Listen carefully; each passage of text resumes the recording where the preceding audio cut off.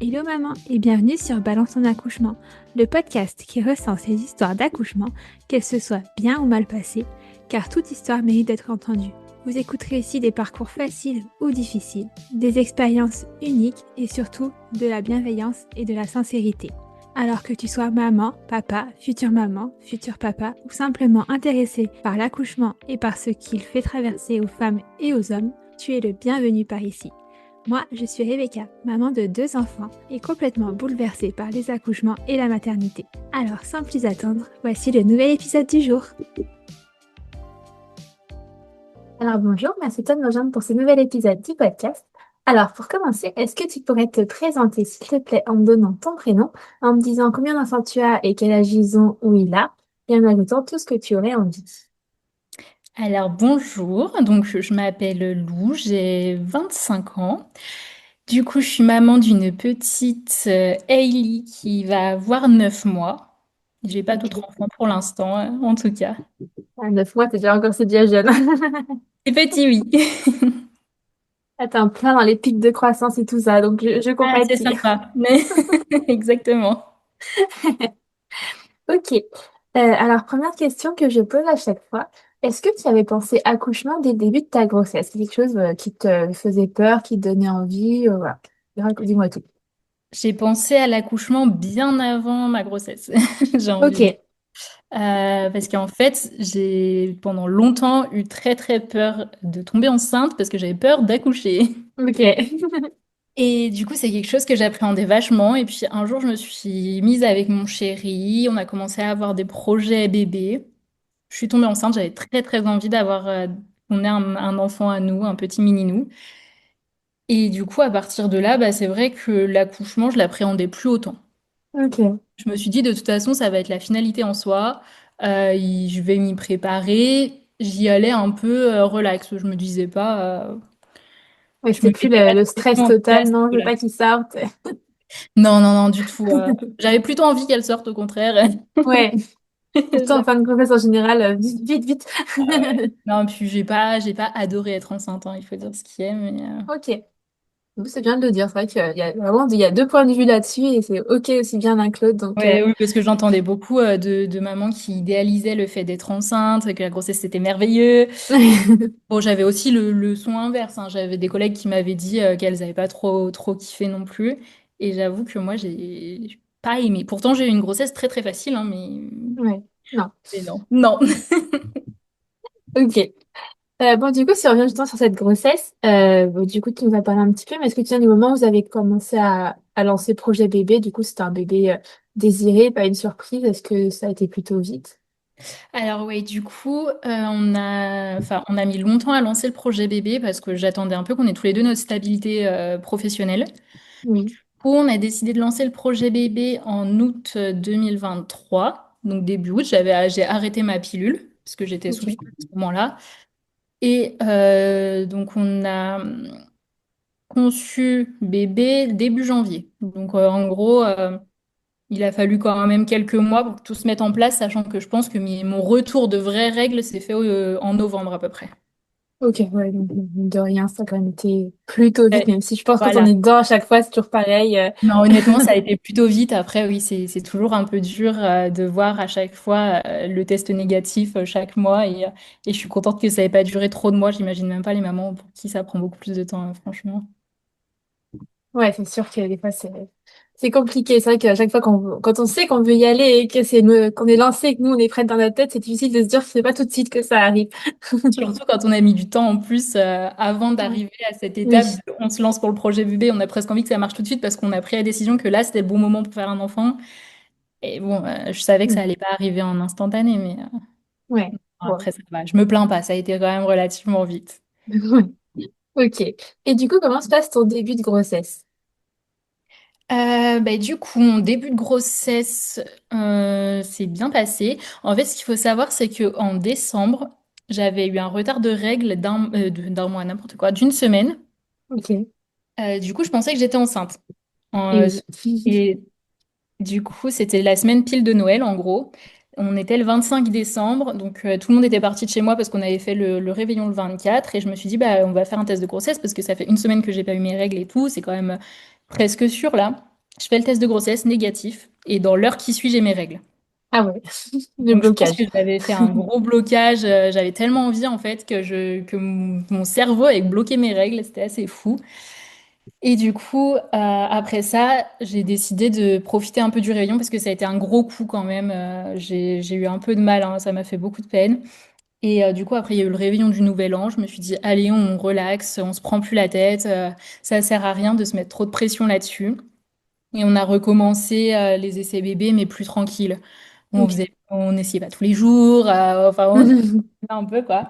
Et au final, ça a fonctionné le 8 janvier. Ouais, Donc, donc assez rapidement après. exactement. Et pour pas revivre en fait ce que j'avais vécu pendant cette période de décembre, je me suis dit, premier jour de retard de règles, je fais un test de grossesse. Comme Ok. ça, je me prends pas la tête pendant 3 heures. Je me dis, allez. Et je fais le test mon premier jour de retard de règles positif. Ah, Donc, très contente. Mais je suis quelqu'un de très anxieux dans la vie. Du coup, je ok. croyais pas. Je dis à mon chéri, il faut que tu ailles m'acheter d'autres tests de grossesse et tout. Il faut qu'on en refasse. Parce qu'en fait, j'en avais un donc, qui était pas trop mal. J'en avais un autre qui était un peu douteux. Le test, je l'avais fait quand même. Il était positif aussi. Et je me suis dit, bon, on verra. Et il a été m'en acheter d'autres. Et en fait, je lui avais dit de m'en prendre un ou deux. Il m'en a ramené quatre. Ah ouais, Du coup, tous les jours après, je faisais un test de grossesse. Au total, j'ai fait 6 tests de grossesse, plus positif du coup. oui, tous positifs, plus les 2 prises de sang pour confirmer la Ok. grossesse. Mais voilà, Donc là, on sinon, était sûr. là, on était sûr, ouais. Sinon ouais, vu que je l'ai fait très très tôt en soi, j'ai pas eu le temps de me poser la question, est-ce que je suis enceinte? Est-ce que je le suis pas? Ouais. Ok, ouais, donc là, on est sûr. Après, puis t'es stressé. Est-ce que t'as stressé beaucoup sur le fait de, est-ce que ça va durer ou pas? Ou est-ce qu'une fois Ouais. lancé, tu t'étais dit, Ah oui, non, non, non, non, je suis vachement, je sais pas comment définir, mais en fait, j'ai tout le temps une angoisse que les choses ne fonctionnent pas comme je veux, et du coup, j'avais très, très peur de perdre le bébé. Vraiment. Après, ce qu'il y a aussi, c'est qu'on est quand même très informé. Alors, c'est bien parce qu'on sait que ça peut arriver, mais c'est aussi pas bien parce que enfin, je sais que je suis pareil. Moi, c'était une catastrophe. Limite, je peux faire un test tous les jours, ça, je l'aurais fait tous les jours. Grave. Et en plus, j'ai ma grand-mère qui a eu pas mal de difficultés à avoir des enfants. Elle a fait pas mal de fausses couches. Après, elle a dû prendre des traitements à chaque fois pour avoir ses enfants. Donc, il y Ok. avait toujours un peu ce sursis au-dessus de ma tête de me dire, bon, ok, ma mère m'a eu facilement, mais mes oncles et tantes n'ont pas eu de mal à avoir d'enfants, mais est-ce que moi, j'aurais pas de mal? Ça, c'est autre chose. Tant qu'on n'y est pas, on sait pas. Ouais. Et les fausses couches, enfin, on en avait pas mal parlé quand même avec ma grand-mère, parce que c'était mon sujet d'étude à un moment pendant mes études de sociaux. Et du coup, ouais, j'avais vachement peur. Dès que j'avais une petite crampe abdominale, je me disais, ça y Oui, est, c'est il va se passer fini. un truc. Ah ouais, non, c'était vraiment très, très angoissant. Ok. Et au niveau des symptômes, comment tu te sentais? Est-ce que tu en avais beaucoup? Parce que parfois on dit que plus on est stressé, plus le corps envoie des signaux en faisant des symptômes forts, histoire de rassurer. Il n'a pas du tout. Ok, c'est pas Non, une règle fiable du coup.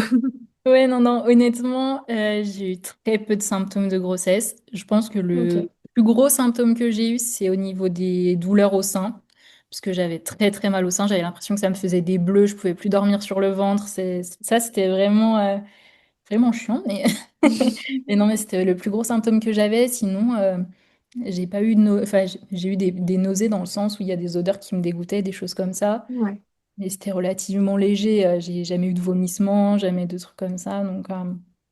Ok. Ouais, Non, non, plutôt les tranquille. symptômes légers. Ok. Et est-ce qu'il y a un moment du coup où tu as commencé à dire bon, ok là c'est bon, on part sur la bonne voie, je lutte plus, ou est-ce que ça a été comme ça tout le long de la grossesse? Euh, c'est dur comme question. Non, non, je pense Il n'y a que... pas de mauvaise réponse, hein. ouais, non, bien sûr. Je pense que déjà, quand on a fait l'écho de datation, on a entendu, du coup, à cette première écho directement le cœur de Daily Ok. qui battait. Et là, je me suis dit, ok, bon, là, je vois qu'il y a un petit truc, j'entends son cœur, ça va, j'ai pas perdu le bébé, tout va bien. Après, il y a toujours eu des moments, en fait, pendant la grossesse où j'avais des petits pics de stress en me disant, là, j'ai mal, c'est pas comme d'habitude. Puis, il y a un moment aussi où j'ai perdu un peu de sang, je me suis dit, il y a un problème. Donc, je pense que ça revenait ponctuellement. Mais à part Ok. ces phases où vraiment j'ai eu des stress de me dire oh il se passe un truc, le reste du temps bon, j'étais quand même positive, hein. Je me disais pas tous les jours oh je vais la perdre. Non, quand même. Ouais. J'étais quand même heureuse, Oui. j'étais contente d'avoir mon bébé et non, j'étais bien. Ok. Ok, d'accord. Bon, et comment se passe ta grossesse alors? Donc, est-ce que tout va bien? Est-ce qu'il y a des petites surprises? Ou des grosses. Ma grossesse se passe plutôt bien de base, on va dire. Ça, il faut savoir du coup que j'ai fait ma première échographie de datation, ça faisait pile un mois que j'étais enceinte. Ok. Donc 8 février, il me semble, bah, j'étais 8 janvier, 8 février, j'ai dû faire ma première écho de datation, donc c'est relativement tôt quand même pour faire une écho de datation. Et la gynéco avait directement entendu le cœur du coup de ma fille et elle m'avait dit qu'il y avait du coup deux poches Ok. avec potentiellement deux embryons. Sauf qu'elle entendait le cœur que d'un seul des deux bébés. Mhm. L'autre bébé, elle entendait pas de cœur, mais elle me dit, vu que c'est très tôt quand même pour faire une échographie de datation, peut-être qu'il y a un bébé, peut-être qu'il n'y en a pas. On se Ok. redonne rendez-vous dans 15 jours, on refait un check, et là, je vous dirai si ça va être une grossesse gémellaire ou une grossesse simple. Donc, passe les 15 jours. Nous, on était on était complètement dans le doute. On savait pas si on allait avoir des jumelles, des jumeaux, enfin voilà. Et en plus, pendant ces 15 jours-là, on s'est mariés. Ah Parce oui. que du coup, on s'est mariés à la mairie le 10 février, donc 2 jours après l'écho. Et on a annoncé du coup à nos parents aussi la grossesse en même temps. C'était un tout petit mariage, hein. C'était juste à la mairie avec nos parents et c'est tout. Parce qu'on voulait faire un mariage laïque après. Ok. Du coup, 15 jours après, re-rendez-vous chez la gynéco. Elle revérifie, elle me dit effectivement, bon, il y a bien qu'un seul embryon qui se développe sur les deux. Donc, bon, il y a toujours ce petit pic de me dire, oh, on aurait pu avoir des jumeaux ou des jumelles. Bon, dommage. Ouais. Ça pique un peu, mais bon. Mais en réalité, ça pique oui et non parce que je connais aussi la réalité des choses et je savais déjà très bien que au moment de ma grossesse, qu'un bébé, c'était déjà quelque chose d'incroyable. Ouais. Et un bébé, ça demande énormément de temps. Ouais, ça. Donc, deux bébés, je sais pas comment j'aurais fait. Bon, j'aurais réussi aussi, mais c'est juste que dans un sens, j'étais un peu déçue, dans un autre, j'étais rassurée de me dire, ouf, on Ouais, gère un bébé à il y la aura fois, que ça va ça. bien se passer. Donc là, à partir de là, tous les mois, en fait, tous les mois, je vais avoir une échographie. Ok. Parce que c'est une gynéco en libéral, elle n'est pas à l'hôpital. Du coup, tous les mois, elle nous faisait un petit check échographique quand même pour vérifier bébé, son évolution, etc. Juste pour vous faire plaisir, limite, ça n'est pas vraiment. Exactement, ouais. Ok.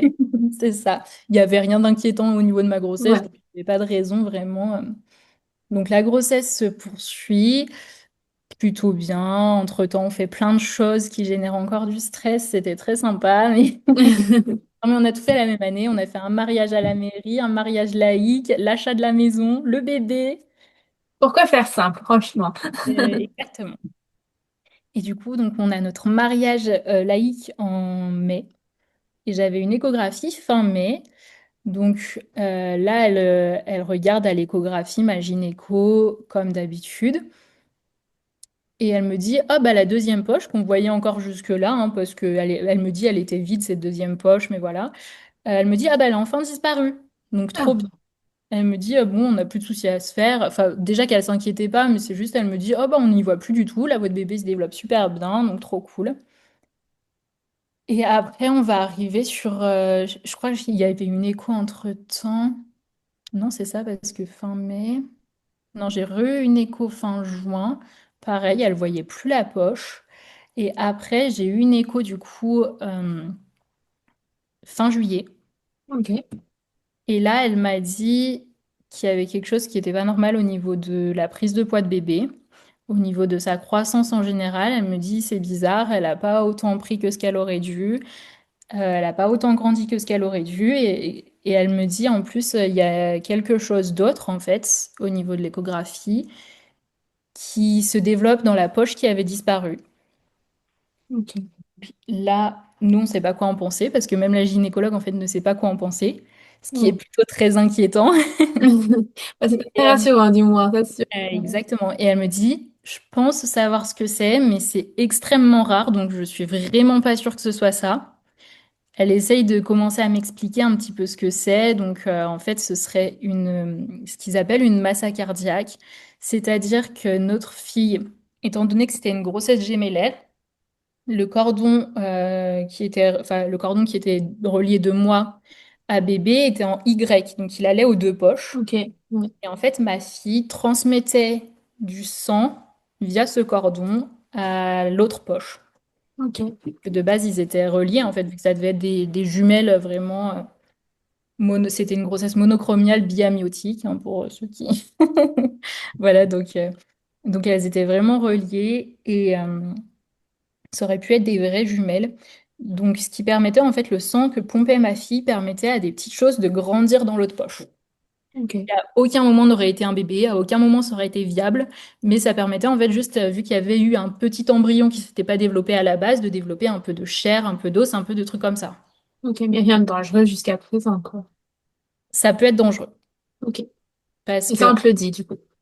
et ça on me le dit, là la gynécologue en fait, elle panique un peu honnêtement. On est à la fin de l'échographie, elle commence à m'expliquer donc toute cette histoire de transfusion de sang.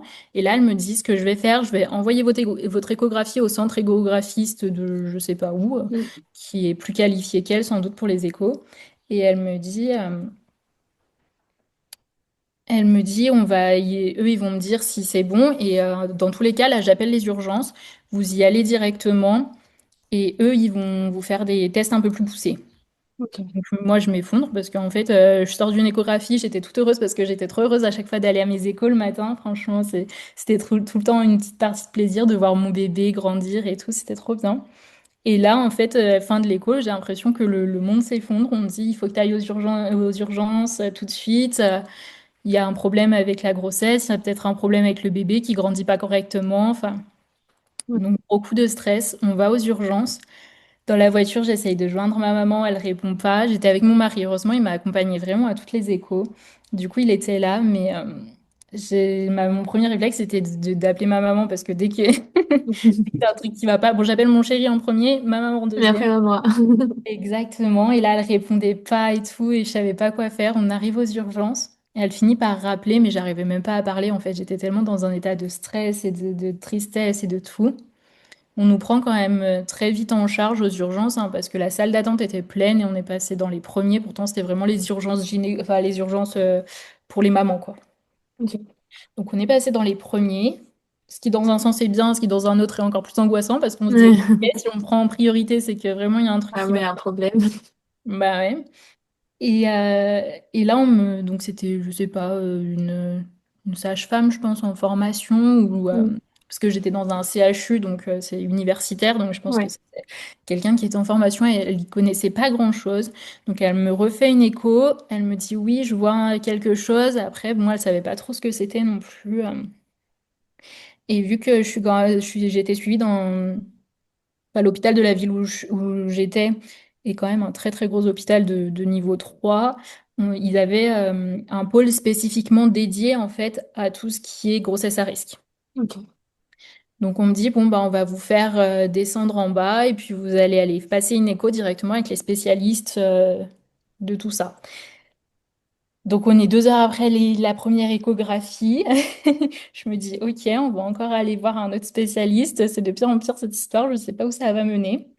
Donc là, je finis dans une salle hyper bien équipée avec des écrans partout, des spécialistes très qualifiés. Ils vérifient du coup ce que la gynécologue avait dit. Et là, Ouais. effectivement, ils constatent bien la même chose, que c'est bien une masse cardiaque, que ma gynéco avait tout à fait raison. Ils me disent, bon, c'est quand même bizarre qu'elle ne l'ait pas vue avant. Je dis, bon, Ok. bah, vérifiez quand même tous les mois. Ouais. Bah, c'est juste que c'était pas très grand. Au début, je crois que ça mesurait 4 centimètres, quelque chose comme ça. Ok. Donc c'est Oui. vraiment pas énorme, hein, Oui, honnêtement. c'est ça, ouais. Comparé à un bébé qui grandit, en plus, c'est Exact. vraiment. Non, c'était vraiment minuscule. Et donc là, ils me disent, eh ben, écoutez, on va passer en commission, on fait une commission une fois par semaine, on va parler de votre dossier et du suivi qu'il va y avoir derrière. Ok, Et en plus, il y avait, j'allais oublier, en plus, il y avait un petit défaut de liquide amniotique. ok, Il n'y avait pas assez en fait de liquide par rapport à ce qu'il y aurait dû y avoir, sachant que je faisais du diabète gesta. ok. Donc normalement, il y aurait dû y avoir plus de liquide. Et même au niveau de la masse cardiaque, ça devrait produire plus de liquide et j'en avais pas assez. Bref, ça, ils y ont un peu laissé de côté. Ils m'ont dit, oh, bon, c'est pas grave, buvez de l'eau, ça ira. Ok. Et Ok, ok. à la fin de l'écho, donc ils me réexpliquent ce que ma gynéco m'a expliqué, là, les trucs de transfusion de sang. Ils me font signer les papiers pour la commission, pour tout ça, pour pouvoir présenter mon dossier. Et ils me disent, bon, bah, on vous rappelle dès qu'on est passé en commission. Donc ça devait être 2 jours plus tard, je crois, la commission, ou le lendemain, quelque chose comme ça. Donc on me Ok. laisse rentrer chez moi comme ça. Complètement. Sans solution, sans explication, sans rien de plus en fait. On me dit Ouais, juste, juste. votre bébé, il a un peu de mal à grandir là parce qu'il y a un autre truc qui se développe et puis ça peut être dangereux pour lui parce qu'à force de pomper du sang pour l'autre bébé, que c'était pas prévu, bah voilà. Donc moi, je rentre chez moi et en fait, les jours qui ont suivi ont été juste horribles parce que en fait, l'incertitude complète, on m'a pas rappelé, j'ai essayé d'appeler l'hôpital, on me donnait pas de nouvelles.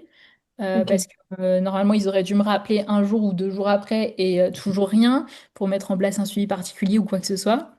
Moi, en fait, tous les jours, j'avais juste peur de perdre ma fille, que à tout moment, en fait, je sais pas ce qui se passe à l'intérieur de moi, mais qu'elle soit plus là. Enfin, c'était vraiment horrible cette période. J'ai fini par avoir des nouvelles de l'hôpital 5 jours après. Ils sont pas stressés dans la vie, eux. Ouais. Contrairement à d'autres, mais bon, bref. Et ils me disent, bon alors, ils me disent la taille de la masse cardiaque n'est pas extrêmement importante. Votre bébé quand même reçoit bien le sang. Le liquide, effectivement, il n'y en a pas autant que ce que vous pourriez avoir, mais il y en a quand même en quantité suffisante. Ok. Et en gros, ils me disent, on va vous programmer des échos tous les 15 jours pour vérifier que bébé va bien. D'accord. Donc c'est quand même rassurant là, à ce moment-là, tu te dis bon, ça va, c'est pas si grave que ça. C'est rassurant. Après, j'avoue que j'attendais avec impatience quand même l'échographie avec les... Parce que du coup, c'était avec des gros spécialistes quand même après les échographies que Ok. j'avais tous les 15 jours. Pour donner un exemple, la première écho du coup que j'ai eue après cette phase aux urgences, c'était vraiment avec je sais pas si on peut dire directeur, mais en gros avec le directeur du pôle de maternité de l'hôpital, quoi, Ok, d'accord. qui lui est vraiment spécialisé pour le coup dans ce type de grossesse. Bon, bien sûr, écho, il y avait au moins 2 étudiants pour venir voir cette chose que personne ne voit jamais dans une grossesse. Après, je leur en veux pas parce que je sais qu'ils ont besoin d'apprendre et je suis complètement ouverte sur le sujet. Je trouve que c'est important aussi de pouvoir voir toutes ces choses qui se produisent Ouais. rarement au final hein, sur des grossesses. Et sur le moment, bon. Sur le moment, bon, j'avoue que je m'en suis passée, mais... mais non, et après, en fait, après ce premier rendez-vous avec le spécialiste, j'étais quand même vachement rassurée. Parce que la masse cardiaque avait presque pas bougé. Ok. Elle avait très très peu augmenté de taille, mais c'était quasiment minime. Et ils ont été rassurants sur à peu près tous les points. Et pour la D'accord. première fois, du coup, ils m'ont parlé d'un potentiel déclenchement à l'issue de l'accouchement. Ok. Et t'étais à quel terme là, cette Et époque-là? bah, c'est une bonne question. Euh, alors, 38, 36, 36, j'étais à 34 semaines, je crois. Ok. Moi, j'étais à 34 et ça, Ouais. semaine d'aménorrhée. Donc, c'était à peu près un mois au final avant que j'accouche. Ouais. J'étais peut-être à 30. Non, j'étais à 34, je crois. Ouais. Donc t'étais pas tout à fait en safe zone, on va dire. Non, pas encore. Après, il me parlait d'un accouchement autour de 37 ou 38 ou 39 semaines. Ok.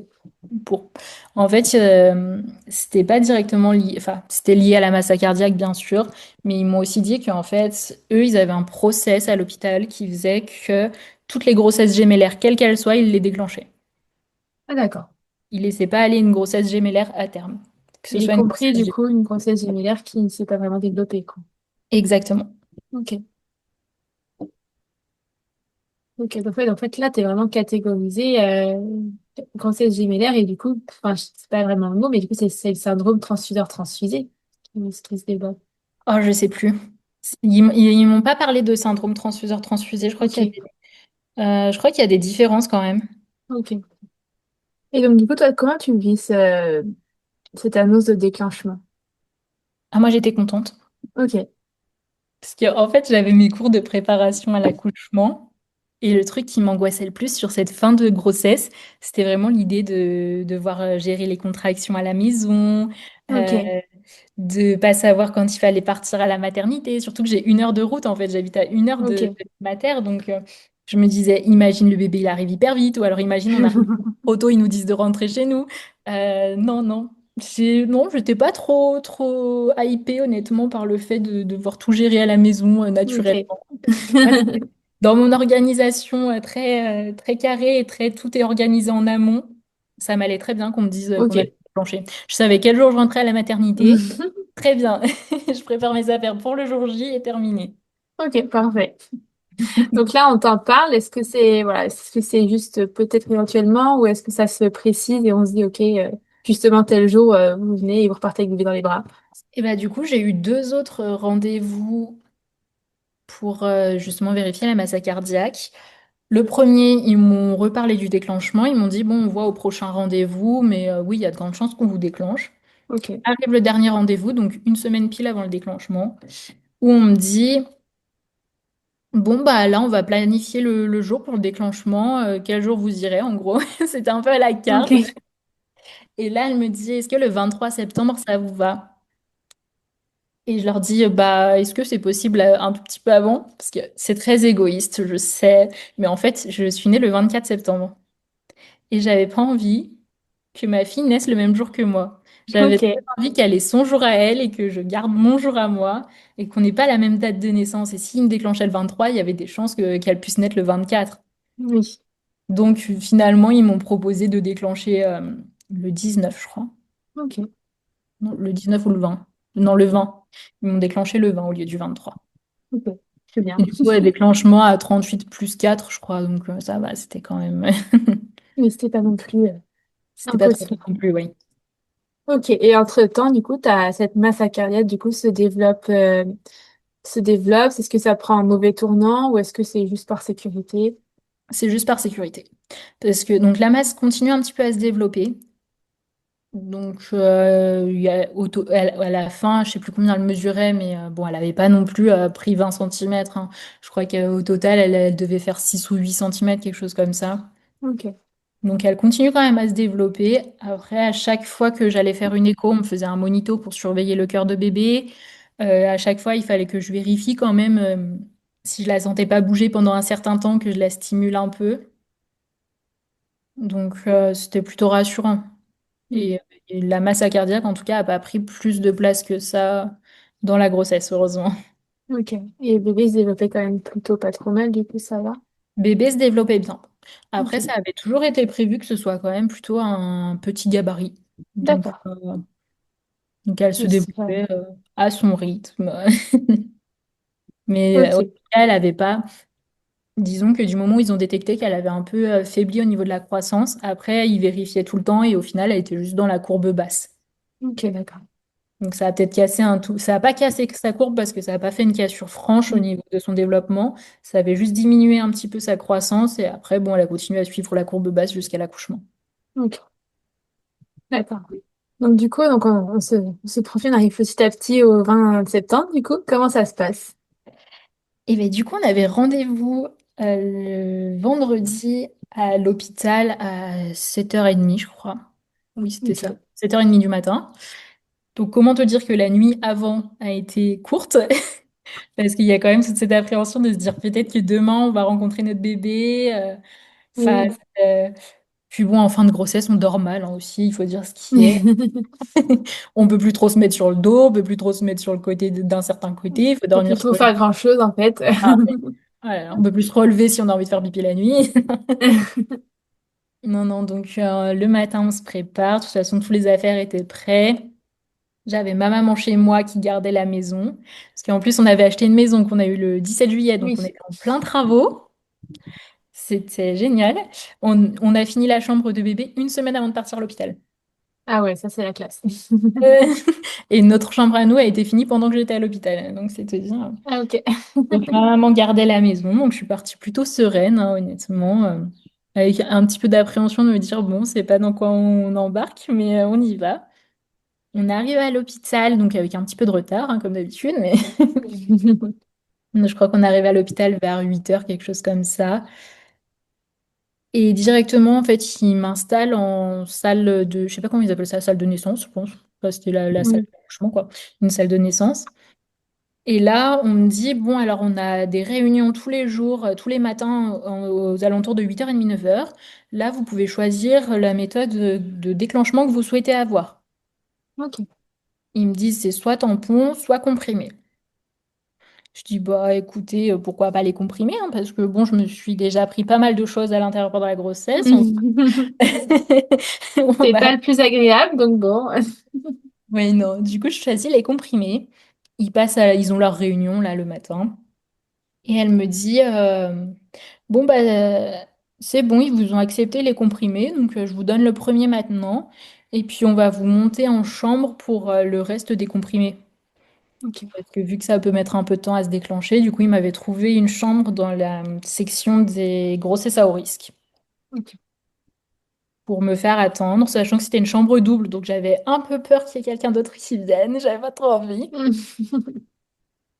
Et la journée qui a suivi a été très longue. Oui. Parce que du coup, j'ai pris le premier comprimé, je sais plus, ça devait être 10 heures, quelque chose comme ça. J'avais tout noté, mais je l'ai plus en tête. J'avais pris le premier comprimé aux alentours de 10 heures et après, c'était un toutes les 2 heures sur la journée. Le dernier comprimé, du coup, je l'ai pris assez tard, ça devait être 22 heures ou minuit, quelque chose comme ça. Et elles me disent, ça peut se déclencher à tout moment. Ça peut être au premier comprimé, au troisième, au cinquième, au huitième, il n'y a pas de règle. Il faut juste attendre patiemment, essayer de beaucoup marcher, de stimuler un petit peu, en fait, pour que ça se lance. De se détendre. Exactement. Donc, on a un peu tout essayé, j'avoue. Mais voilà, pas grand-chose n'a fonctionné. Si, Ok. j'ai envie de dire, au sixième comprimé, je crois, cinq ou sixième, j'ai commencé à avoir des petites crampes. Ok. Des espèces de mini-contractions, peut-être. Ça peut se définir comme ça. Et les sages-femmes venaient me faire des monitos quand même régulièrement, etc. Donc on voyait qu'il y avait des petites contractions, mais c'était vraiment très très léger. Tout doux. Et donc dernier comprimé, elles m'ont dit, bon, on arrête pour la nuit, on vous laisse vous reposer cette nuit, on fait le point demain matin. Ok. Du coup, lendemain matin, elles arrivent, elles me disent, bon, bah préparez-vous, vous pouvez prendre une petite douche et après on redescend en salle de naissance. Ok. Donc on me redescend, enfin je redescends avec mes petites jambes en salle de naissance. Et en salle de naissance, elle me dit, bon là, alors le col n'a pas bougé. Ok. Il est encore long, bien fermé, comme si rien ne s'était passé, en gros. On va essayer de mettre un ballonnet. Quelle idée, Ok. c'est horrible. Euh, le ballonnet, pour celles qui ne connaissent pas, c'est deux petits ballons qui gonflent à l'intérieur, en fait, pour faire s'ouvrir le col mécaniquement. Ok. Autant dire que c'est douloureux parce que quand on essaye d'ouvrir une personne en deux de l'intérieur, c'est pas ce qu'il y a de plus agréable. Ils me l'ont gonflé vraiment au max au départ, donc la pause était vraiment pas cool. Je suis remontée en chambre, je perdais du sang parce que ben, forcément, Ça, je c'est vrai. perds un peu de sang. Ouais. Et j'ai dû demander quand même à la sage-femme de me le dégonfler un peu parce que vraiment c'était intenable en fait. La douleur était juste horrible. Elle me le dégonfle un peu. À partir de là, se lance un petit travail, on va dire, des petites Mhm. contractions un peu plus douloureuses. Alors, un peu plus douloureuse, pour l'échelle de la douleur, je prenais une douche chaude, je n'avais plus mal. Ok. Donc, c'était pas une douleur insurmontable, loin de là. On continuait les monitos. Sur les monitos, je sais pas jusqu'à combien ça monte le truc pour les contractions, mais je sais qu'en principe, quand tu es à 100, c'est que tu as déjà une contraction qui est quand même bien installée, bien douloureuse. Moi, mes contractions, elles montaient jamais au-dessus de 20. D'accord. Donc, c'était pas fou. Déjà, la Ouais. nuit, du coup, qui avait précédé, on n'avait pas très bien dormi parce que bah, mon mari était sur un fauteuil qui n'est absolument pas inclinable. Donc, Vas-y. Moi, j'avais quand même un peu mal au ventre. C'était pas forcément hyper agréable non plus pour dormir. Et puis de le voir lui mal, j'arrivais pas à dormir. Donc ça a été compliqué. Là, du coup, on est le deuxième jour déjà. J'avais pas bien dormi la nuit d'avant. J'ai pas bien dormi la nuit là.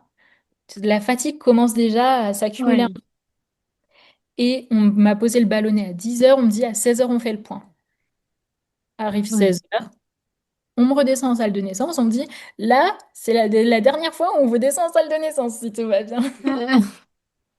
Je dis, bon, très bien. On s'approche un petit peu du but, enfin. Et donc, il vérifie mon col, encore une fois. Oui, c'est ça, j'étais ouverte à 4. Ok, donc ça avait commencé à faire effet quand même. Donc, ouais, ça avait commencé à bien fonctionner quand même. Un 4, bon, c'est pas mal. On est lancé, du moins. C'est lancé. Après, le col était encore long, en fait. Il n'était pas du Ok, tout ramolli, il était encore bien long et c'était ouvert à 4, mais c'est tout, quoi. C'était juste ouvert. Ils me disent, on peut quand même vous poser la péridurale et en plus, on va faire la perfusion d'ocytocine pour accélérer le travail. ok. Ouais, on commence à s'activer un peu là. Exactement, je me dis péridurale, accouchement, ça commence à être bon signe. Ça sent bon. Exactement, sachant que je voulais vraiment pas un accouchement naturel, hein. Je suis extrêmement admirative de celles qui font ce choix parce que c'est incroyablement beau, mais moi, je crois profondément que les avancées de la médecine pour ne pas me faire souffrir, c'est un miracle de la nature aussi. C'est à prendre, donc on prend. Exactement. Du coup, péridurale posée, honnêtement, le moins douloureux que j'ai vu de ma vie, hein. On m'avait Ok, tellement vendu la péridurale comme quelque chose de douloureux, d'horrible. Je me disais, bon, on va voir dans quoi on se lance. Mais en fait, ouais. j'ai rien senti. Et puis après, avec la douleur déjà du ballonnet que t'avais bien fait mal, Ouais, tout c'est ça. ça. Oui. Puis en plus, précision que j'avais pas donnée pendant ma grossesse, du coup, j'ai eu une incompatibilité de groupe sanguin avec ma fille. Ok, Parce que du coup, je suis O négative et ma fille est O positive. Non, pas du tout O d'accord. positive, n'importe quoi. Je suis O négative et du coup, mon mari est A positif. Et du coup, notre fille, on a dû faire des examens de sang pour savoir si elle était positive ou négative. Et il s'avère qu'elle était positive, comme son papa. Ok, Après, on ne ok. sait pas si elle est O ou A, mais elle est plus en tout cas. Ça, c'est sûr. Le problème, c'est que vu que moi, je suis négative, bah, en fait, je peux recevoir que mon sang, en gros. Mm, Et vu que, en gros, mon corps pouvait la rejeter s'il détectait ok, que c'était un corps étranger parce qu'elle avait un groupe opposé au mien. Du coup, suite à cette incompatibilité, j'ai dû avoir des injections de Roflac, une pendant la grossesse à 7 mois et une à l'accouchement. ok. Et l'injection d'Eurofilhac, c'est une aiguille comme ça qui se fait dans la fesse. Mm. J'ai eu mais tellement mal, mais vraiment, j'ai eu vraiment mal pour l'injection d'Eurofilhac. Ça m'en a fait pleurer, vraiment, c'était dur. Du coup, la péridurale à côté, mais À on- côté, c'est rien. bah, disons qu'ils anesthésient la zone quoi, pour la péridurale. Donc au final, Pas forcément, mais c'est vrai. oui, En tout cas, moi, dans mon hôpital, ils sont il sympas. le faisait. Et ouais, ouais, non, franchement, par rapport à la piqûre dans la fesse, où j'ai eu vraiment mal, là, où j'ai senti que ça picotait, mais c'était ledge, quoi. Ouais, c'est L'anesthésie, c'était surmontable. cool et aussi, je sais pas, parce que je sais qu'il y a pour certaines mamans pour qui ça se passe bien moins bien et je les soutiens du plus profond de mon cœur dans cette épreuve. Mais voilà, du coup, poser la péridurale, ça c'est fait. Ballonnet, du coup, ballonnet, ils me l'ont laissé le ballonnet. Ah, ils l'ont laissé. Oui, Ok. ils me l'ont laissé. Ils m'ont mis la perfusion d'ocytocine, Ouais, là, logiquement, quand t'as une cytosine, ça démarre, là. logiquement. Logiquement. Logiquement, tout du moins. Et qu'est-ce qu'ils m'ont fait de plus? Bah, et du coup, ils m'ont mis la sonde urinaire aussi. Ok. Bah, je l'ai dit dans une vidéo, mais vraiment, c'est la meilleure chose qui existe dans ce monde, hein. Euh, non, mais pas la sonde urinaire. La sensation de ne plus avoir envie de faire pipi quand tu as passé presque 9 mois à littéralement avoir envie de faire pipi toutes les 10 minutes. Ouais. Parce que j'ai des amis qui, avant d'être enceinte, avaient déjà une vessie catastrophique, mais moi, je pouvais aller aux toilettes 2 fois dans la journée, ça suffisait. Pendant la grossesse, toutes les 10 minutes, il fallait que j'y aille. Ah Donc, ouais. quand on me pose la péridurale, qu'on me met la sonde urinaire et que j'ai plus envie d'aller aux toilettes, voilà, Ok. petit aparté, petit On se met en aparté. pause, c'est bon, on est prêt. Exactement, je ne savais pas que c'était ça avec la pose de la péridurale, mais c'est très cool. Donc on passe de 16 heures à 20 heures, donc ils me l'ont laissé encore 4 heures en fait le ballonnet. À 20h, il me l'enlève. Parce qu'en fait, il m'avait dit, on va essayer de faire en sorte qu'il s'enlève tout seul. Oui, Logiquement, si le col est assez ouvert, le ballonnet est censé il tomber. tombe. Ouais. Bon, il n'est pas tombé tout seul. Mm. Donc, il me l'enlève. Donc là, je suis ouverte à 5 parce que le ballonnet a encore permis de gagner un en fait, au Un niveau de centimètre, ouais. l'ouverture sur les 4 heures qui se sont passées. Les contractions sont quand même lancées, mais il décide de me percer la poche des os pour continuer à ce que ça avance, hein. Donc là, Ouais. c'est vraiment un accouchement 100% médical. Déclenché. Pour le coup, Ah ouais, là, il n'y ouais. a pas de... Là, il y a pas de, ouais, ouais, pas de surprise. Et il me perce la poche des os. Les contractions, donc ce que je disais, elles sont quand même déclenchées. On voit qu'elles sont régulières, mais elles sont encore pas très élevées en fait. Mm. Max, max du max, je crois que je suis montée à 50. Ouais. Sur les, je sais pas si c'est 100 ou plus, mais on va dire que c'est 100 la vraie grosse contraction. Mais max du max, ma grosse contraction était à 50. Ouais. Donc Fait autant que dire que ça, c'est rien du tout, quoi. Enfin, c'est rien du tout, non, mais vu que j'étais sous péridurale, oui, c'était rien ouais. du tout. Et aussi, chose qui est pénible par contre quand on a la péridurale, etc., c'est vraiment le contrôle en permanence au niveau du monito du bébé et aussi au niveau du bras. Là, ils prennent la tension Mm. en permanence et le rythme cardiaque en fait.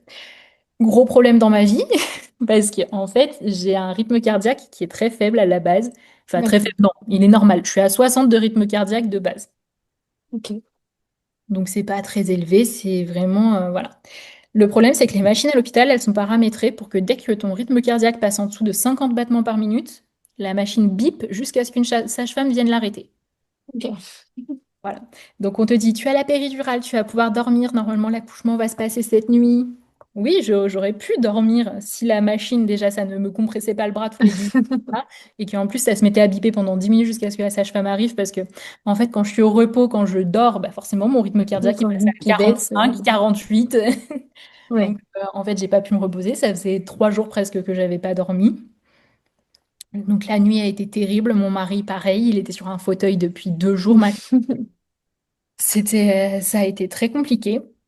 Pendant la nuit, du coup, la sage-femme, elle venait très régulièrement. Enfin, très régulièrement, non, mais elle venait toutes les 2 heures, je pense.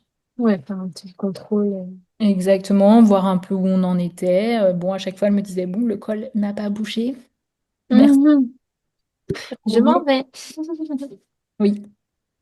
Et vers 5 heures du matin, je crois, elle vient, elle me dit, on va quand même... Donc, on a essayé de changer de position quelques fois. Mais le problème, dès que je me mettais sur le côté, le cœur de bébé, il n'était pas... Ok, pas très chaud.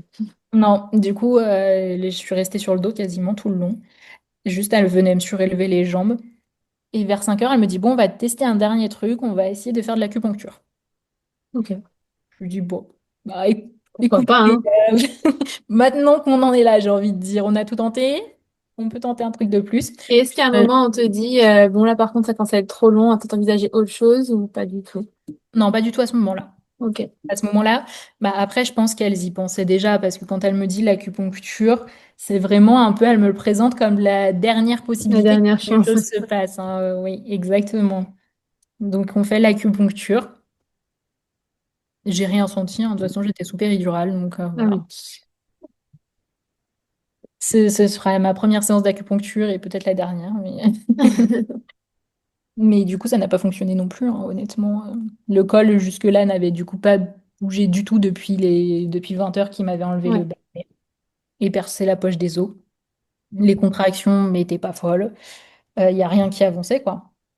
Du coup, le matin, on arrive le matin du dimanche, donc je suis rentrée vendredi matin. Là, on arrive dimanche matin. La sage-femme que j'avais vue la veille, parce que moi, elle s'alterne, hein, il y a les sages-femmes de jour, celles de nuit. Donc, c'est celle que j'avais vue le jour d'avant. Elle vient me voir, elle me dit, bon, là, on va repasser en réunion, comme on fait tous les jours. Et on va parler de votre cas, mais je pense qu'il va falloir envisager une césarienne, parce que de toute façon, il faut bien que le bébé sorte à un moment ou à un autre. Mhm. Là, je m'effondre encore une fois.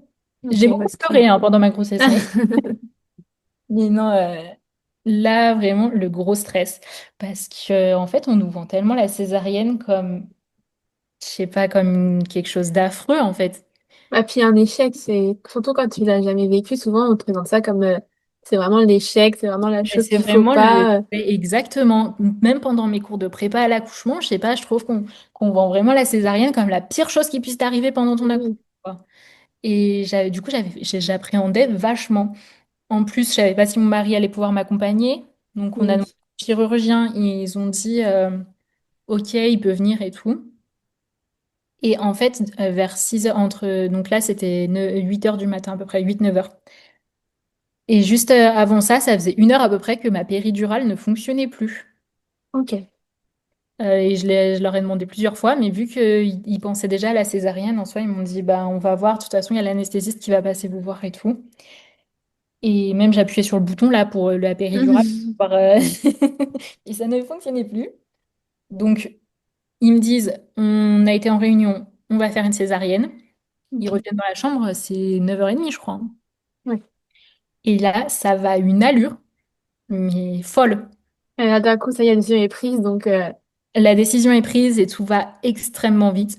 Ce qui est rassurant quand même, c'est que bébé n'était pas en urgence vitale, moi non plus. On allait bien ok. toutes les deux. Donc il n'y avait pas de stress déjà à ce niveau-là. Mais ça a quand même été extrêmement vite. En fait, 9h ou 9h30, ils viennent nous dire on part en césarienne. Mon mari lui amène une tenue de 10 minutes après, il est changé, il est en chirurgien de la tête aux pieds. Enfin, en chirurgien, on se comprend avec des vêtements bleus, une Oui. blouse bleue.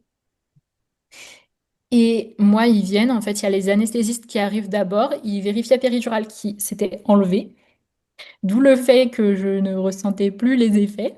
Oui, oui, forcément. On coulait sur le lit derrière moi.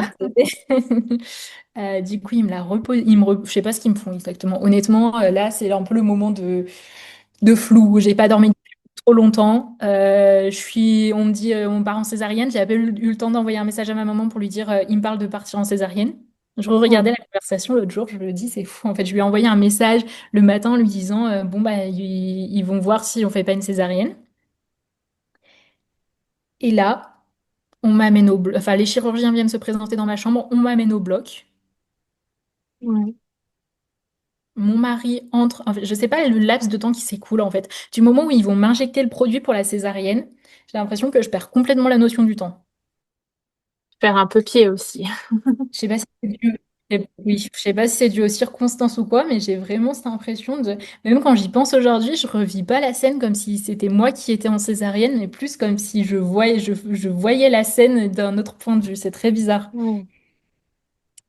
Et du coup, donc le produit qu'ils m'ont mis pour la césarienne, horrible, j'avais l'impression enfin, certains m'ont dit que c'était pas une impression, mais de trembler de tout mon corps. Ok, oui. Très bizarre, je sentais plus rien. J'avais juste l'impression de trembler de tout mon corps. C'est extrêmement désagréable comme sensation. Et je sentais en fait tous les mouvements qu'ils faisaient. C'est-à-dire que quand, par exemple, ils me touchaient le ventre, je sentais le mouvement, Ok. mais je n'avais aucune douleur. Oui. Ils m'ont dit c'est exactement l'objectif qu'on recherche, que vous sentiez quand même ce qui se passe, mais que vous n'ayez pas de douleur. Ce qui Ouais. se passait, donc très bien. À côté de ça, j'avais toujours cette petite machine là qui était connectée à moi. Et un truc qui m'a vachement marqué pendant ma césarienne, c'est que je regardais cette machine et je regardais mon rythme cardiaque et je me disais, oh, il faut pas qu'il descende trop bas. C'était vraiment, en fait, vraiment, j'ai eu peur de mourir à un moment. Je me suis dit, faut pas que ce rythme cardiaque il descende trop. En plus, j'avais envie de dormir parce que j'étais épuisée. Et je me disais, si je m'endors, je vais jamais me réveiller. Donc, je luttais contre le sommeil. C'était horrible, horrible, vraiment. Ouais. Mon mari est entré dans la pièce. J'ai juste eu le temps de le voir derrière moi. Je lui ai dit, je sens plus mon bras, quelque chose comme ça. Et là, j'ai entendu le bébé pleurer. Ok. Et tu l'as pas senti le moment où où elle est sortie? Alors, je l'ai pas senti. Ils m'ont dit, poussez. Ok. Pourquoi il veut que je pousse? Vraiment. Je me suis dit, c'est bizarre. Je me suis dit, bah, je vais essayer, mais je sens rien. Bref. Donc, ils disent pousser. Là, en fait, mon mari arrive, ils me disent pousser. Le bébé pleure. Et en fait, tout de suite après, il l'emmène et mon mari avec. Ok. Donc, en gros, mon mari, il est resté 2 minutes. Il n'aurait pas été là, ça aurait fait pareil. Et du coup, après ça, je sais pas du tout le temps qui s'est passé. Euh, je sais même pas si j'ai dormi, si j'ai pas dormi, ce que j'ai fait. Ouais. Bon, c'est Complètement à possible. côté de la plaque. Donc, du coup, la décision a été prise à 9h, 9h30. Ma fille est née à 10h28. Ah oui, ok. C'est Oui, pour ça a dire été quand à même quel rapide. point ça a été très vite. Et je m'attendais Ok. pas d'ailleurs à ce que ce soit aussi rapide, hein, parce qu'après 48 heures, 50 heures de déclenchement, là, en 1 heure, c'est fini. Pourquoi vous m'avez pas fait ça dès le départ pour que ça finisse comme ça?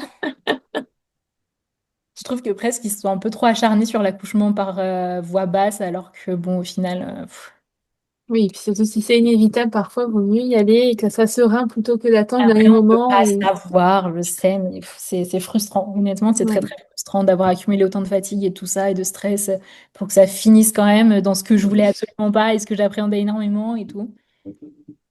La césarienne s'est bien passée. On m'amène en salle de réveil après la Mhm. césarienne. Et là, je rejoins mon mari, mon bébé, tout au chaud contre son papa. Mhm. Ça, c'est peut-être le seul truc que je trouve vraiment cool dans la césarienne. C'est ce moment privilégié que le papa il a avec le bébé. Ouais. Parce que du coup, dans un accouchement voix basse, c'est souvent la maman qui a le premier contact avec le bébé. Et je sais pas, je pense que pour nous, c'était presque mieux que ce soit l'inverse. Ouais. Bah, c'est quoi, ça convient mieux au final. Et du coup, ouais, non, c'était vraiment, vraiment trop, trop. J'en parle, je suis émue tellement. Et c'est vraiment une trop belle image que je garde, mon mari avec mon bébé. Ils étaient trop mignons tous les deux, j'ai adoré. Puis moi, Puis découvrir comme ça en plus. Donc, j'étais encore à moitié endormie, donc, enfin, donc je pouvais pas faire grand-chose. Et ils sont restés avec moi tout le temps, en fait, du réveil dans la ok, salle de réveil. c'est bien ça. Ça, c'est bien, ouais, parce que j'ai vu partout plein de mamans qui disaient que leurs maris n'avaient pas pu déjà assister à la césarienne pour certaines, Ouais. d'autres pour qui ils n'ont pas pu être dans la salle de réveil avec elles parce qu'il y avait d'autres personnes ou parce qu'ils Mm. voulaient pas. Donc non, franchement, j'ai eu de la chance quand même de pouvoir toujours être accompagnée de mon mari presque en permanence. Bébé, quand elle est née, ils ont dû lui aspirer un petit peu de liquide qui était resté, donc c'est pour ça qu'ils sont partis très vite en fait. Ok. Directement quand elle est née, ils m'ont fait faire un tout petit bisou, donc je l'ai vue très très rapidement et après tout de suite ils l'ont emmenée Ouais. avec moi pour lui aspirer un peu. Et donc je les ai retrouvés dans cette salle de réveil. Et après ça, en fait, je suis montée dans la chambre enfin, de la mater, Ouais. chambre enfin, dans laquelle on allait passer quelques jours. Et il était, je crois, 15 heures, quelque chose comme ça, quand je suis arrivée en chambre. Donc, Ok. il m'avait préparé un petit plateau repas et tout pour que je puisse manger quand même. Et elles m'ont dit, alors là, il faut qu'à 17 heures, vous ayez été faire pipi. La grosse étape. D'accord. Parce que normalement, ils ont des protocoles hyper stricts. Ils laissent la sonde urinaire si tu sors de salle de réveil après une certaine heure, mais ils l'enlèvent si tu sors avant une certaine heure. Ok. Du coup, moi, je suis sortie juste avant la certaine heure et du coup, il fallait que j'aille aux toilettes. Pour te dire, ma césarienne s'est quand même très très bien passée parce que je pense même pas 1 heure après être remontée en chambre, j'ai réussi à aller aux toilettes toute seule. Ah, c'est bien ça. Bon, je dis pas sans mal et sans peine. Non, Oui, mais au moins c'était fait. mais franchement, non, non, non. Puis non, je me suis extrêmement bien remise de la césarienne, hein. Franchement, il y a rien à dire. Ils ont fait un travail merveilleux, les chirurgiens. Ils ont été Ok. très compétents. Et je me plains absolument pas de tout ça. Ouais, donc tu l'as bien vécu finalement. Au final, oui. Ok. Et je me dis même que si jamais j'ai un autre enfant, bon, c'est quand même dans nos projets hein, à l'avenir d'avoir un autre enfant, pas du tout tout de suite, mais voilà. Ouais. Je me dis que presque je demanderais à avoir une autre césarienne. Des Parce fois, que c'est pas plus mal, hein. j'ai tellement eu ce stress en fait, et puis ce déclenchement long, et puis tout ça, que je me dis, je sais comment se passe une césarienne, why not quoi. Ouais, mais bonne chance, hein, parce que c'est vraiment pas quelque chose qui est acquis en France, hein. Bah, et quand on en a eu une première de césarienne, c'est plus facile quand même. C'est facile, mais tu te fais un peu juger. Je sais de quoi je parle. Mais je n'en doute pas. Mais oui, oui, non, mais c'est sûr. De toute façon, Bon, après, ça, ça se trouve, c'est je la dis pierre, ça, c'est mais mon choix, hein. exactement. Après, je dis ça, mais le futur projet bébé est pour dans genre 5 ans, Oui, donc on sait pas.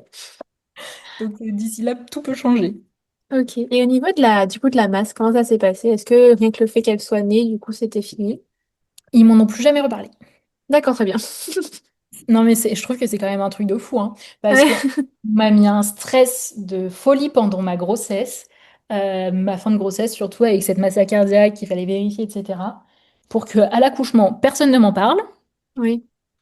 Juste après la césarienne, du coup, un mois après, j'ai eu un rendez-vous post-césarienne.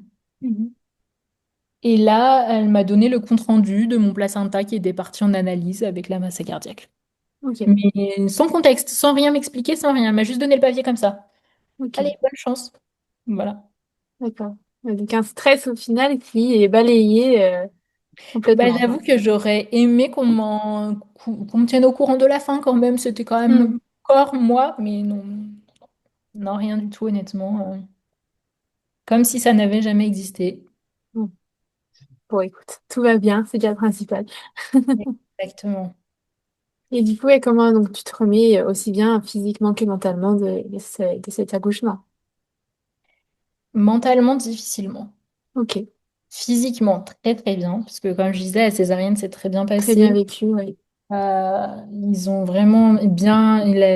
La cicatrice était impeccable. J'ai eu très peu de douleur. Mhm. Vraiment, je suis sortie de l'hôpital. Je sais plus quel jour je suis sortie. Je suis restée une semaine quasiment à l'hôpital. Je suis sortie le jeudi de l'hôpital. J'ai accouché Ok, dimanche. Je suis sortie jeudi, je crois. Et j'avais plus de douleur. À partir de là, ok. j'avais plus de douleur. Franchement, quand je vois des fois le postpartum de certaines qui accouchent par voie basse, qui sont déchirées de l'intérieur, de comme ça, je me dis trop bien, moi. Voilà. Bon, juste, il y a des injections à la jambe après une césarienne pendant 15 jours. On s'en passe, mais. Ouais, Mais non, non, sinon, physiquement, en tout cas, je me suis très bien remise. Psychologiquement, ça a été hyper dur. ok, Parce que, en fait, j'ai eu quand même eu un petit trauma lié à la césarienne. d'accord. Parce que j'avais tellement pas envie, en fait, que ça arrive, cette césarienne, qu'on m'avait tellement vendu ça comme quelque chose d'horrible.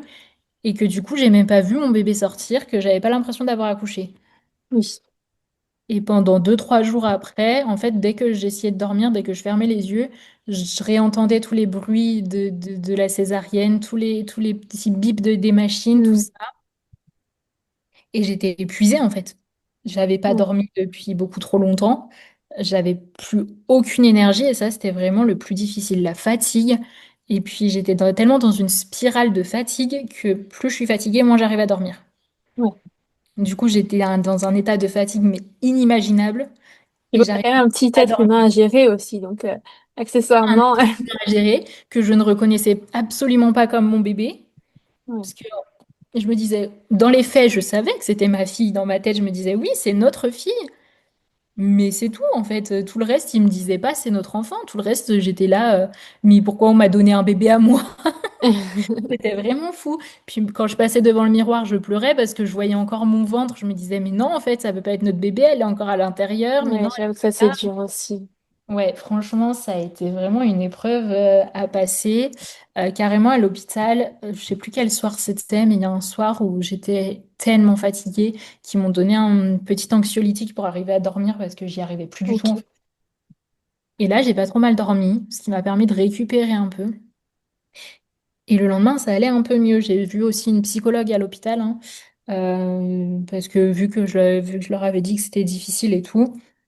Ils m'ont envoyé une psychologue. J'ai trouvé que la démarche était bien parce qu'on est tellement dans une période compliquée en postpartum que ça peut faire que du bien que de voir une psychologue et qu'une psychologue analyse aussi si la maman est en état de rentrer chez elle ou Oui, pas. oui, et puis ça a besoin de parler, parce que bon, quand même, c'est un accouchement qui était très long, très intense, donc forcément, oui, c'est bien de savoir enfin, de vérifier que tout va bien. Exactement.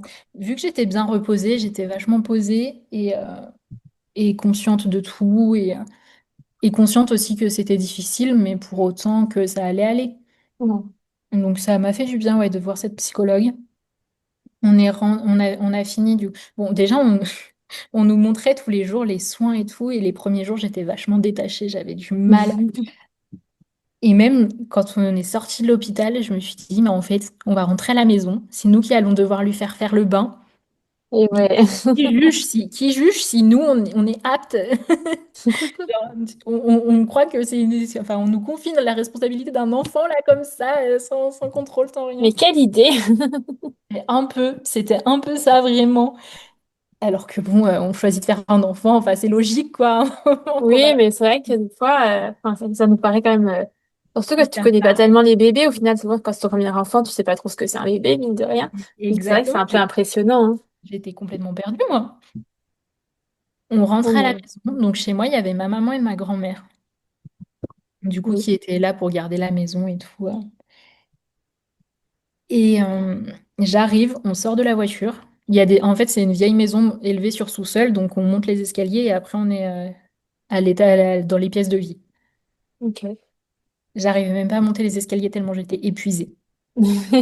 Vraiment, je suis arrivée chez moi, j'étais mais dans un état d'épuisement mais qui était fou, mais fou. Encore pire qu'à la mater, j'ai directement été dans ma chambre, je me suis endormie. J'écoutais de l'hypnose pour dormir carrément pour que ça me. Oh. Et après, j'ai pris un peu de mélatonine le soir aussi pour m'aider à dormir. Mais un état d'épuisement. Puis il y a un truc vraiment, ce que je comprends pas dans les maternités, laisser dormir les gens. Parce que le nombre de fois où je venais à peine de m'endormir et que les sages-femmes elles disaient «Ah, petit déjeuner!» Ah, mais non, moi je ne vais pas demander mon petit déj à cette heure-là. Mais ouais, non, non, vraiment, du coup, psychologiquement, ça a été dur. Même, Ouais. j'ai envie de dire, oh, ça a mis longtemps quand même, hein. Pas longtemps, non. Parce que je vois des mamans qui sont en dépression postpartum pendant 6, 9 mois. Enfin, c'est très, très long. Moi, je pense que ça a bien mis 15 jours, 3 semaines quand même. Ok. Où enfin, je pense la première semaine a été la plus dure parce que je réalisais pas du tout que c'était notre fille, en fait. Ouais. Ouais, je me voyais dans le miroir avec ce bébé dans les bras et je me disais, mais c'est pas possible, mais qu'est-ce qui se passe? Impossible de comprendre. Je me disais, mais qu'est-ce que j'ai fait? Mais pourquoi j'ai fait ça? Pourquoi on a pris cette décision? Il n'y a rien qui va. Et c'était dur parce que mon mari, il comprenait pas. Ouais. Lui, il a eu un instinct paternel, mais instantané. Après, pas Vraiment. forcément les mêmes sensations aussi. Ouais. Et en fait, il a tellement eu un instinct paternel de folie. Il s'en occupait trop bien. Il savait exactement ce qu'il lui fallait, il savait exactement quoi faire, il lui donnait tout l'amour dont elle avait besoin. Et ça m'a beaucoup aidée. Parce qu'en fait, je Ok. culpabilisais tellement de pas arriver moi à lui donner ça, mais en même temps, je voyais que lui, il y arrivait. Donc ça m'enlevait quand même un poids de me dire, elle a quand même tout l'amour dont elle a besoin. Je suis pas Ouais. encore capable de lui donner. Il va falloir que je trouve des solutions pour arriver à avancer. Et j'avais une sage-femme extrêmement bien. J'étais suivie à la PMI, hein, parce que j'entends beaucoup de commentaires négatifs sur la PMI. Dans mon cas, en tout cas, j'ai fait mon suivi de grossesse à la PMI pour les cours de prépa à l'accouchement. Ok. Et donc, c'est la sage-femme de la PMI qui est venue le lendemain de la naissance pour peser bébé, etc. Et elle est venue quelques autres fois. Et avant l'accouchement, déjà, elle m'avait dit, c'est OK, tu vas peut-être pas avoir un coup de foudre tout de suite pour ton bébé. Tu vas peut-être ressentir des trucs contradictoires, il faut pas que tu t'inquiètes. Et après Ok. l'accouchement, elle nous a fait presque des thérapies de couple. Parce que mon mari ne comprenait pas ce que je ressentais, il comprenait pas pourquoi j'étais comme ça, pourquoi rien n'allait alors que j'avais tellement voulu ce bébé. Et elle Ouais. nous a vachement aidés, elle nous a aiguillés, elle nous a dit, en fait, il faut pas elle disait à mon mari, il faut pas que tu la fasses culpabiliser, il faut que juste que tu te dises que c'est ce qu'elle ressent, que c'est pas logique et que ça va finir par passer. Il faut juste lui laisser du Ouais. temps. Et ça nous a beaucoup, beaucoup, beaucoup aidés. Et un jour, je sais pas, déclic. Ok. Ça a mieux Ouais. fait. Bon, en tout cas, ouais. Très quand même une bonne fin à une grossesse quand même assez stressante, un accouchement très très long. Honnêtement, oui. Oui, oui. Après, je suis pas à plaindre. Ouais. Il y a tellement pire. En fait, je me dis souvent ça parce que oui, il faut quand même que j'accepte que ça a été dur pour moi. Mais il y a tellement pire. Il y a plein de mamans qui vivent des choses beaucoup plus difficiles. Il s'est passé plein de choses pendant ma grossesse. J'aurais pu avoir des jumelles. Il y a eu une masse cardiaque. Il y a eu un déclenchement. Il s'est passé plein, plein de choses. Mais pour autant, j'ai eu une grossesse hyper facile. Mm. Je faisais encore tout ce que je voulais de ma vie à presque 9 mois de grossesse. Je conduisais, je faisais tout. J'étais pas alitée, j'étais. Ouais. Donc, je mesure aussi ma chance de me dire, oui, il s'est passé des trucs qui auraient pu être graves. Au final, ça n'a pas été grave. Ma fille, elle va très bien à l'heure actuelle. Je vais très bien et c'est le plus important. Ouais. Ouais, c'est bien. Faut garder le positif. Exactement. Bon, en tout cas, merci beaucoup pour ce témoignage. Quand même plein de rebondissements et de bonne humeur, donc merci beaucoup. Merci à toi, c'était cool en tout cas. Avec plaisir.